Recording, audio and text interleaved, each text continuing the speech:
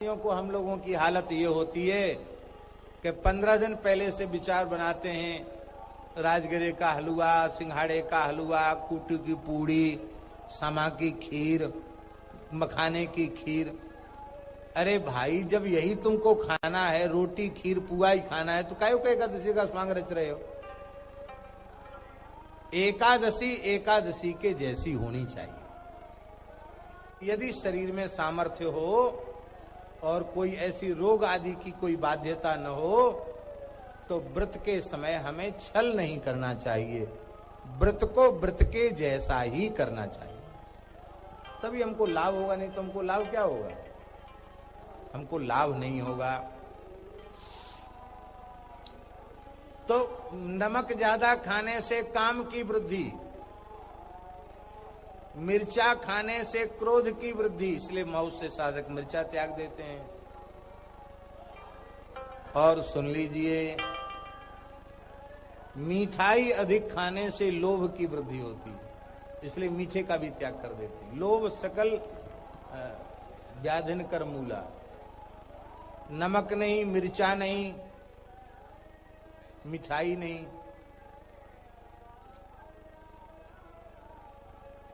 और ये रबड़ी, मलाई, खोवा, ये दूध की चीजें अधिक खाने से, मिठाई आदि दूध की बनी हुई, एक दूध घर का मिष्ठान होता ना, वो खाने से मोह अधिक बढ़ता है। ये सब महापुरुषों ने अनुसंधान किया है। तो धीरे धीरे घटाते घटाते घटाते घटाते फिर केवल रोटी पर आ जाते, केवल भात पर आ जाते हैं। फिर उससे उनको साधना में बहुत उन्नति प्राप्त होती है। हमारे वृंदावन में एक महापुरुष हैं, मलुक पीठ में ही विराजते हैं, गौशाला में। मर्यादा के कारण हम उनका नाम नहीं लेना चाहते, पर ले दें, श्री परमहंस जी महाराज।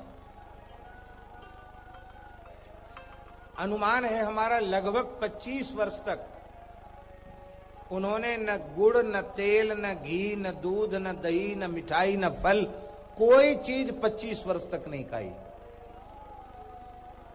सुदामा कुटी में रहते थे। यमुना जी नित्य स्नान करते, यमुना जी से जल ले आते, जल को थोड़ा गर्म कर लेते, छान लेते और पंगत में बैठते, सुदामा कुटी की पंगत में, और वहां बैठ करके फुलका और जल में, यमुना जी के जल में भिजाकर फुलका पाते।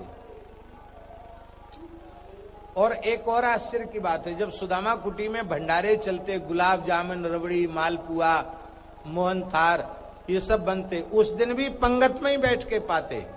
क्या पाते? उस दिन रोटी अपने वहां बना लेते, कुठार से आटा मांग लेते और रोटी बनाकर बगल में लोग हलवा, मलाई और पुआ सब खा रहे हैं, और वो बीच में बैठकर पानी में डुबाकर रोटी खाते 25 वर्ष तक। बाद में एक बार शरीर बहुत अस्वस्थ हो गया उनका, उस शरीर को भी कुछ तत्वों की जरूरत तो है ही है।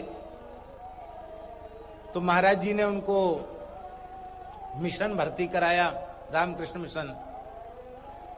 ज्यादा बीमार हो गए, अब वो खाए नहीं कुछ।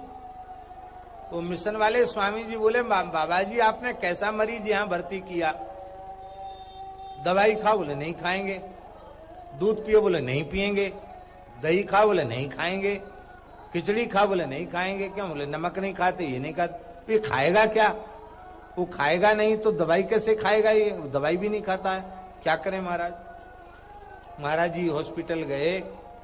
महाराज जी ने कहा, परमहंस जी आपने जितना शरीर को कसना था कस लिया, आपकी तपस्या पूरी हो गई। अब जो ठाकुर जी को भोग लगता है प्रेम से आप पाओ।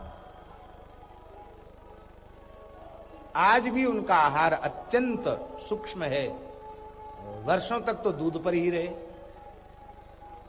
तो राम जी, आहार शुद्धि का चित्त शुद्धि से बहुत घनिष्ठ संबंध है। हम बार बार हाथ जोड़कर प्रार्थना करते हैं, अपने इंद्रियों का दमन नहीं किया, वासना का क्षय नहीं किया, तो ये सब नाटक बना रह जाएगा, कुछ हाथ नहीं लगेगा। से जब इसलिए आवश्यक बतलाया जाता है कि जीवन में बिना संख्या का सत्य, निर्धारण सदाचार, ब्रह्मचर्य बार-बार जप अत्यंत करना हो अत्यंत आवश्यक है। जैसे हम इसके बिना उदाहरण मान लो किसी आत्मोन्नति व्यक्ति ने संभव निश्चित नहीं किया है, कि नहीं हम है। 25,000 नाम जप रोज करेंगे, तो उसने एक संख्या निश्चित कर ली, तो जब तक वो संख्या पूरी नहीं होगी